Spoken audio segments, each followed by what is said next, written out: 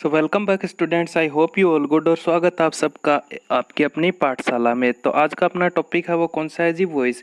Voice आज अपन ने लिया है। वॉइस का मीन मैं आपको बताऊं, वॉइस का मीनिंग होता है वाच्य। ठीक है। अब आप बोलोगे सर वाच्य क्या होता है? तो वाच्य अगर आपने हिंदी ग्रामर में पढ़ा हो तो वाच्य होता है कि क्रिया का कोई भी परिवर्तन, है ना, आपके वर्ब के अंदर कोई भी परिवर्तन जिसके वजह से हमें ये पता चले कि जो आपका कर्ता है वो प्रधान है या फिर कर्म, है ना। यानी कि वर्ब का कोई भी ऐसा चेंजमेंट हो वर्ब में जिससे कि अपने को ये पता चले कि सब्जेक्ट के इम्पोर्टेंस ज़्यादा है या फिर ऑब्जेक्ट की, उसे ही वाच्य कहते हैं। ठीक है। तो इसी चीज़ को हम वॉइस के अंदर पढ़ेंगे कि कहाँ सब्जेक्ट की ज़्यादा इंपॉर्टेंस और कहाँ ऑब्जेक्ट की। तो वॉइस है जी मेनली है टू टाइप्स के होते हैं। कौन कौन से? पहला होता है आपका एक्टिव वॉइस और दूसरा होता है आपका पैसिव वॉइस। एक्टिव वॉइस कौन सा होता है? एक्टिव वॉइस की अगर मैं डेफिनेशन दूं तो क्या हो जाएगी कि doer is important then work. कि एक्टिव वॉइस के अंदर जो डूअर है, डूअर से मेरा मतलब क्या है यहाँ पे? सब्जेक्ट। सब्जेक्ट यानी कि जो वर्कर है, जो काम करने वाला है। ठीक है। कि जो काम करने वाला है, जो सब्जेक्ट है वो मोर इम्पोर्टेंट देन वर्क, कि वो कार्य से ज़्यादा यहाँ पे इम्पोर्टेंट होएगा, महत्वपूर्ण होएगा। यानी कि सारा का सारा जो फोकस है, जोर है, वो किस पे रहेगा?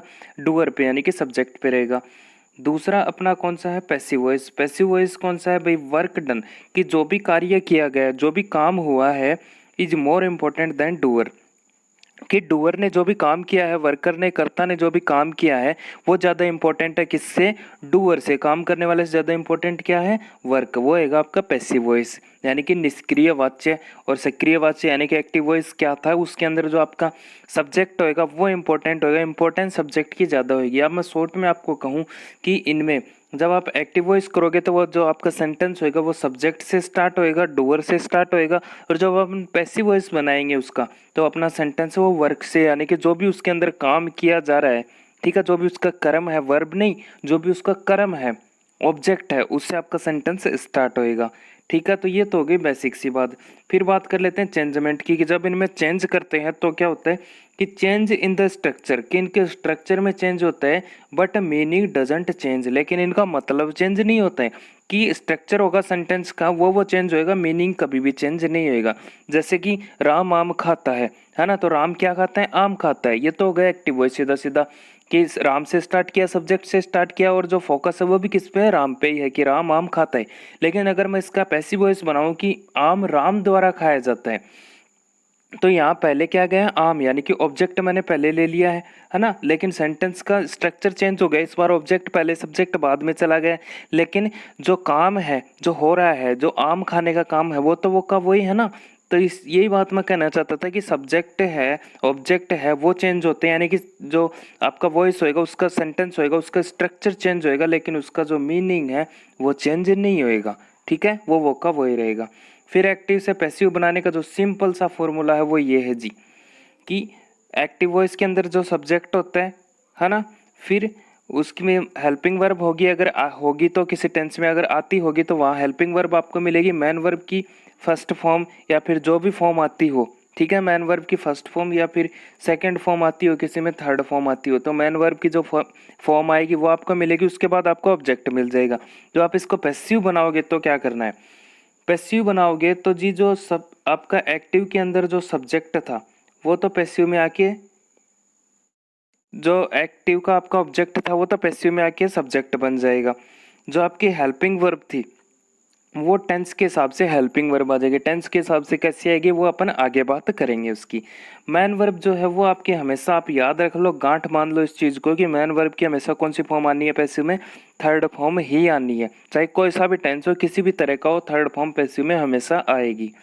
फिर यहाँ पे मैंने लिखा है सुइटेबल प्रीपोजिशन। सुइटेबल प्रीपोजिशन से मतलब है कि जब आप लास्ट में ऑब्जेक्ट लगाओगे, ठीक है, तो उससे पहले किसी न किसी तरीके की अगर आपको ज़रूरत पड़े तो आपको एक प्रीपोजिशन यूज करनी होती है, जैसे बाई है, टू है, विद वगैरह है, ये सब। ठीक है। तो इनके बारे में भी अपन और बात कर लेंगे। तो और जो आपका एक्टिव का सब्जेक्ट रहेगा वो पैसिव का ऑब्जेक्ट बन जाएगा। ठीक है। मेनली आपको कितनी चीज़ें याद रखनी है? 3 चीज़ आपको मेनली याद रख लेनी है। कौन कौन सी? जैसे सब्जेक्ट, वर्ब, ऑब्जेक्ट। ये मान लो आपका एक्टिव वॉइस है, इसका अपन बनाएंगे पैसिव वॉइस। ठीक है। तो जो एक्टिव का सब्जेक्ट है वो पैसिव का क्या हो जाएगा? ऑब्जेक्ट। जो एक्टिव का ऑब्जेक्ट है वो पैसिव का क्या हो जाएगा? सब्जेक्ट, और जो वर्ब है उसकी हमेशा कौन सी फॉर्म आनी है आपकी, थर्ड फॉर्म हमेशा आ जाएगी। तो ये जी सिंपल सा फॉर्मूला है, आप ऐसे याद रख सकते हो। हेल्पिंग वर्ब है वो टेंस के हिसाब से आएगी, उसकी बात अपन बाद में कर लेंगे। अभी मैंने आपको बताया सुटेबल प्रीपोजिशन। तो ऑब्जेक्ट जो होता है उससे पहले अपने को जब जरूरत पड़ती है तो अपने को प्रीपोजिशन लगानी पड़ती है। कुछ एक प्रीपोजिशन यहाँ पे जैसे मैंने लिख दी है कि जैसे मैन की बात करें कि काम करने वाला जो डूअर है, काम करने वाला वो कोई आदमी आपको बताए कि इस आदमी के द्वारा ये काम किया जा रहा है, तो वहाँ ऑब्जेक्ट से पहले प्रीपोजिशन बाई का यूज अपन को करना है। ठीक है, जैसे किसी पॉइंट आउट समवन और समथिंग, जैसे किसी चीज के बारे में या किसी मान लो कि किसी जगह की बात कर रहा हो, किसी पॉइंट के ऊपर जोर डाल रहा हो कि हाँ इस पॉइंट पे ये काम हुआ था, तो उस जगह पे आपको एट प्रीपोजिशन काम में ले लेना है। फिर जैसे कुछ फिक्स वर्ड्स होते हैं उनके साथ में जैसे मैरी है, नो है, इन सब के साथ में टू प्रीपोजिशन आता ही है आपका। तो इस तरीके से सुइटेबिलिटी के हिसाब से, मतलब जरूरत के हिसाब से आपको प्रीपोजिशन काम में ले लेने हैं। वो आगे आते जाएंगे, अपन डिस्कस उनको करते जाएंगे, समझते जाएंगे। इतनी बात हो गई। क्या क्या हुई कि पैसिव के दो टाइप्स थे, एक्टिव और पैसिव। ठीक है, चेंजमेंट होगा स्ट्रक्चर में होगा, लेकिन मीनिंग में कोई चेंजमेंट नहीं होगा। एक्टिव के अंदर आपका जो सब्जेक्ट है, जो डूअर है, वो ज़्यादा इंपॉर्टेंट रहेगा, यानी कि जो आपका सेंटेंस है वो सब्जेक्ट से स्टार्ट होएगा और पैसिव में ऑब्जेक्ट से स्टार्ट हो जाएगा। करना क्या है, जो एक्टिव का सब्जेक्ट होएगा वो पैसिव का ऑब्जेक्ट बनेगा, वन वर्ब की थर्ड फॉर्म आएगी, और जो एक्टिव का ऑब्जेक्ट होएगा वो पैसिव का सब्जेक्ट बन जाएगा। ठीक है, सब्जेक्ट ऑब्जेक्ट बनेगा, ऑब्जेक्ट सब्जेक्ट बन जाएगा, मतलब उल्टे कर देने। जैसे एग्जाम्पल से और अच्छे से समझिए कि दे रखा है कि राम किल्ड रावण, कि राम ने रावण को मारा। तो राम है सब्जेक्ट, ये है आपकी वर्ब, और ये है आपका ऑब्जेक्ट। ये वर्ब की सेकंड फॉर्म है, वो अपन बाद में डिस्कस कर लेंगे। ठीक है जी, ये हो गया ऑब्जेक्ट आपका। तो अभी रूल क्या था कि ऑब्जेक्ट को सब्जेक्ट बनाना था, है ना। तो ऑब्जेक्ट क्या है अपना, रावण। रावण ऑब्जेक्ट है तो इसको पहले ले आओ, पहले ले आए, पहला रूल। फिर जो राम, राम यानी कि अपना सब्जेक्ट को ऑब्जेक्ट बनाना है, तो इसको लास्ट में ले गए हैं। ठीक है जी, मैन वर्ब की कौन सी फॉर्म आनी है, थर्ड फॉर्म आ ही गई है। फिर क्या बोला था, सुटेबिलिटी के हिसाब से बाई प्रीपोजिशन लगाएंगे कब, जब मैन की बात होगी, मतलब आदमी की, कोई काम आदमी के द्वारा किया जा रहा होगा। तो राम के द्वारा ही तो रावण को मारा गया था, है ना। तो इसलिए यहाँ पे प्रीपोजिशन लगा दिया है बाई, और हेल्पिंग वर्ब वाज आ गई है। वो कैसी आई वो अपन बाद में बात कर लेंगे। ठीक है, अभी टेंस के जो चेंजमेंट की बात करेंगे वहाँ मैं आपको बता दूंगा कौन सी हेल्पिंग वर्ब आपको कहाँ काम में ले लेनी है। यहाँ तक क्लियर हुई बात, थोड़ी थोड़ी हुई है सर। चलो जी, एक एग्जांपल और देखो, पूरी हो जाएगी। जैसे कि ही सिंग्स ए सॉन्ग, कि वह एक गाना गाता है। वह सब्जेक्ट क्या है इसमें, ही है। वर्ब क्या है, सिंग्स है। ए सॉन्ग क्या है, ऑब्जेक्ट है आपका। कर दो जी चेंजमेंट, ऑब्जेक्ट को सब्जेक्ट, सब्जेक्ट को ऑब्जेक्ट, और मैन वर्ब की थर्ड फॉर्म। तो ए सॉन्ग ऑब्जेक्ट था, इधर आके सब्जेक्ट हो गया है, पहले आ गया है पैसिव में ए सॉन्ग। फिर आपकी हेल्पिंग वर्ब अपन ने लगा दी है इज, और मैन वर्ब की कौन सी फॉर्म, थर्ड फॉर्म। सिंग की थर्ड फॉर्म क्या थी, संग लगाई दी है, और बाई हर। ठीक है, हर मतलब कि सॉरी हिम आएगा यहाँ पे। ठीक है, हिम यानी कि काम करने वाले का अपने को पता है कि वह कौन, मैन मतलब आदमी की बात, और इंसानों की जब बात होती है काम करने वाले के रूप में, डूअर के रूप में, तो वहाँ बाई प्रीपोजिशन लगाते हैं। ठीक है जी, आई होप कि आपका कॉन्सेप्ट क्लियर हुआ होगा, समझ में आया होगा। चलिए जी आगे और बात कर लेते हैं। फिर बात आती है जी सब्जेक्टिव ऑब्जेक्टिव केस की, कि किस ऑब्जेक्ट का क्या सब्जेक्ट बनता है और किस सब्जेक्ट का क्या ऑब्जेक्ट बनता है। तो ये आपको याद रखने पड़ेंगे जी, कुछ एक है, 5-7 ही हैं, बस आसानी से याद हो जाएंगे, इनको आप गा गा के आराम से याद कर सकते हो। तो ये आपको याद रखने ही पड़ेंगे क्योंकि चेंजमेंट में जरूरत पड़ेगी। कि पहले बात कर लेते हैं फर्स्ट पर्सन की। फर्स्ट पर्सन में कौन कौन आते हैं, आई और वी। ठीक है, फर्स्ट पर्सन की बात करें तो आई का ऑब्जेक्ट क्या होता है जी, मी, और वी का ऑब्जेक्ट अस। अगर ये पहले आ जाए बाद में आ जाए तो ऑब्जेक्टिव सब्जेक्टिव भी चेंज हो सकते हैं। जैसे लास्ट में अगर मी आ जाता है किसी सेंटेंस के एक्टिव वॉइस में, तो आप जब उसका पैसिव बनाओगे तो आप मी का सब्जेक्ट में किस तरीके से चेंज करोगे, आई में चेंज कर देंगे। अगर एस आ जाता है एक्टिव वॉइस के लास्ट में, उसको पैसिव बनाते हो तो एस को किस में चेंज कर दोगे, वी में चेंज कर दोगे। अगर बात होती है एक्टिव वॉइस की, अगर ये एक्टिव वॉइस के अंदर एज ए सब्जेक्ट आते हैं तो लास्ट में बाई वगैरह लगा के इनको क्या बना दोगे, ऑब्जेक्ट मी बना दोगे, वी का क्या बना दोगे, एस बना दोगे। तो इस तरीके से चेंज हो जाते हैं। फिर बात करते हैं you. You as a subject आता है तो यू का ऑब्जेक्ट क्या बनता है, यू ही बनता है। फिर ही है, ही का ऑब्जेक्ट क्या होता है जी, ही का ऑब्जेक्ट होता है हिम। शी का ऑब्जेक्ट होता है हर। इट का होता है इट, और दे का होता है देम। तो ये आपको याद रख लेने हैं। फर्स्ट पर्सन आई और वी के क्या क्या थे, आई का मी, वी का अस, सेकंड यू का यू, थर्ड पर्सन में ही का हिम, शी का हर, इट का इट, और दे का देम। ठीक है जी, कोई समस्या नहीं आनी चाहिए यहाँ तक। फिर बात आती है जी चेंजमेंट की। तो टेंस वाइज अपन इनको करेंगे। जैसे पहले मैं आपको बता देता हूँ, सबसे पहले प्रेजेंट टेंस, ठीक है। प्रेजेंट टेंस की बात कर लेते हैं सबसे पहले। तो प्रेजेंट में अपन जब वो बनाएंगे पैसिव वॉइस बनाएंगे तो तीन ही टेंसेस के बनाएंगे, प्रेजेंट, इंडेफिनिट, कंटिन्यूअस और परफेक्ट। परफेक्ट कंटिन्यूअस का बनता नहीं है, तीन ही टेंस का पैसिव वॉइस बनता है। वो किस तरीके से बनाएंगे कि आपका जो एक्टिव वॉइस होएगा, है ना, प्रेजेंट इंडेफिनिट की पहले बात कर लेते हैं कि आपका जो एक्टिव वॉइस होएगा वो किस फॉर्म में होएगा, किस तरीके से लिखा हुआ आपको मिलेगा। उसमें एक सब्जेक्ट होएगा, वर्ब की फर्स्ट फॉर्म होएगी, उसमें या तो फर्स्ट फॉर्म या फिर फर्स्ट फॉर्म में ऐसे एस। अब आप लोगों ने टेंस पढ़े होंगे तो आपको याद आ रहा होगा कि जब सब्जेक्ट सिंगुलर होता है तो वर्ब की फर्स्ट फॉर्म में एस सी एस लगता है, प्लूरल होता है तो एस सी एस नहीं लगता है। फिर आपका ऑब्जेक्ट आपको मिल ही जाएगा। जब आप उसका पैसिव बनाओगे तो किस तरीके से करेंगे, सबसे पहले सब्जेक्ट, सब्जेक्ट कौन सा, जो यहाँ पे ऑब्जेक्ट था, जो एक्टिव में आपका ऑब्जेक्ट था वो पैसिव में आके क्या बन जाएगा, सब्जेक्ट बन जाएगा, ठीक है। तो वो सब्जेक्ट आपको यहाँ पे लगाना है। फिर अगर वर्ब की फर्स्ट फॉर्म में इज, ये सॉरी एस या ई एस है तो किस में चेंज करेंगे उनको, इज एम आर आपको हेल्पिंग वर्ब ले लेनी है। या आप ऐसे भी याद रख सकती हो कि प्रेजेंट का जो इंडेफिनिट टेंस होता है वो कौन से में चेंज हो जाएगा पैसिव बनने के लिए, प्रेजेंट के ही कंटिन्यूअस टेंस में चेंज हो जाता है। तो आप ऐसे भी याद रख सकते हो। इज एम आर में से आपको सुटेबिलिटी के हिसाब से हेल्पिंग वर्ब काम में ले लेनी है। जैसे सिंगुलर हो आपका सब्जेक्ट, ये वाला जो आपका ऑब्जेक्ट यहाँ पे था वो चेंज हो गया, यहाँ सब्जेक्ट बनेगा। ये अगर सिंगुलर है तो इज, आई है तो एम, और प्लूरल है तो आर आ जाएगा। और मैन वर्ब की हमेशा पैसिव में कौन सी फॉर्म आती है आपको पता ही है कौन सी, थर्ड फॉर्म हमेशा आपको लगानी होती है। फिर अगर मैन की बात कर रहा है तो बाई आ जाएगा, किसी इंस्ट्रूमेंट वगैरह की बात कर रहा है तो विद। ऐसे सुटेबिलिटी के हिसाब से आपका जो प्रीपोजिशन है वो आपको लगा देना है। फिर उसके बाद में आपको ऑब्जेक्ट लिखना है, ठीक है जी। फिर बात करें अगर कंटिन्यूस टेंस की, प्रेजेंट का कौन सा कंटिन्यूस है, तो आपको सब्जेक्ट मिलेगा। कंटिन्यूस में इज आर एम लगते ही हैं, मैन वर्ब की हमेशा फर्स्ट फॉर्म में आई एन जी कंटिन्यूस में लगता ही है, और आपका ऑब्जेक्ट होएगा। जब आप उसको पैसिव वॉइस में चेंज करोगे तो कंटिन्यूस टेंस है जी कंटिन्यूस में ही रहेगा, किसी दूसरे में चेंज नहीं होगा।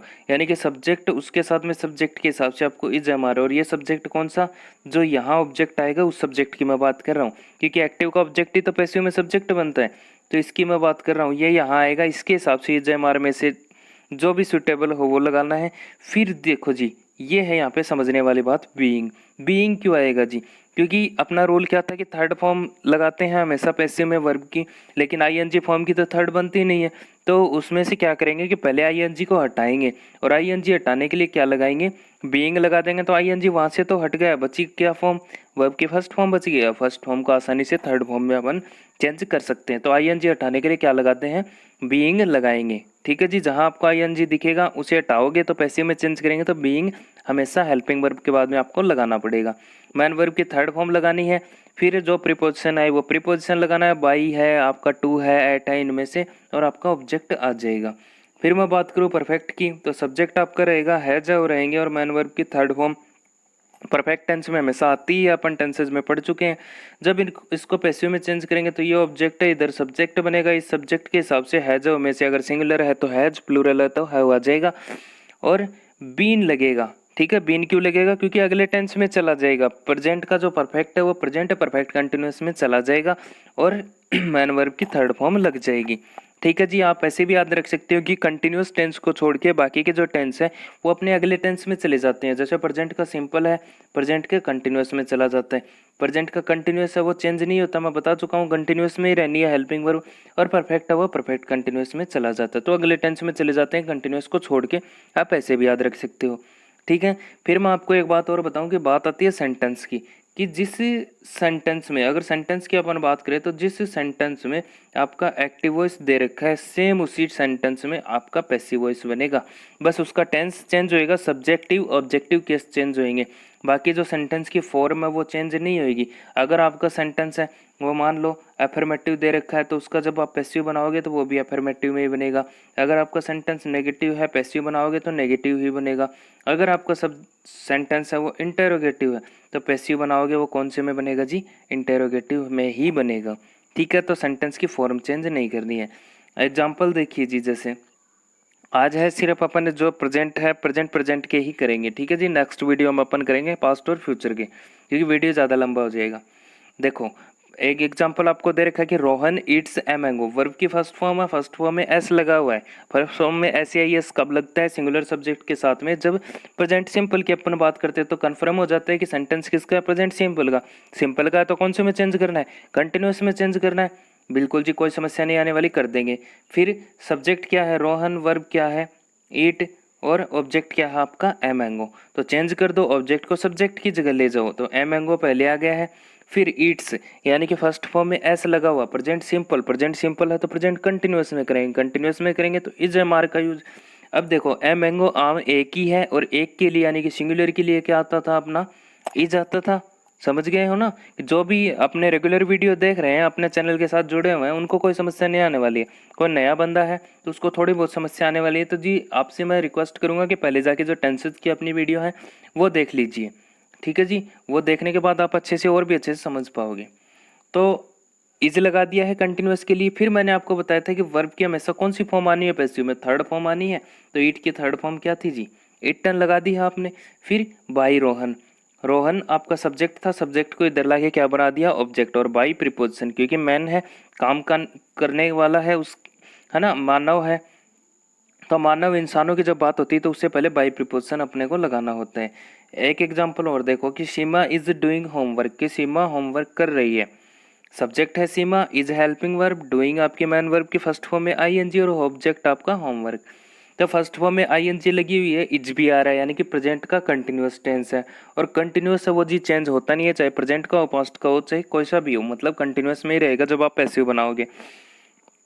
ऑब्जेक्ट होमवर्क का पहले ले आओ, इसको सब्जेक्ट बना दिया है। होमवर्क इज है तो इज का इज ही रह जाएगा। क्यों जी इज का इज ही क्यों आ रही, क्यों नहीं है? क्योंकि होमवर्क है, सिंगुलर सब्जेक्ट की बात कर रहा है, ठीक है, तो इज का इज रह गया। फिर मैंने आपको बताया था अभी अभी कि आईएनजी जब वर्ब में लगा हुआ होता है तो उसको हटाने के लिए क्या लगाते हैं जी? आईएनजी को हटाने के लिए लगाते हैं बीइंग। तो बीइंग लगा दिया, आईएनजी यहाँ से हट गया, बचा क्या? डू। डू की थर्ड फॉर्म क्या होती है?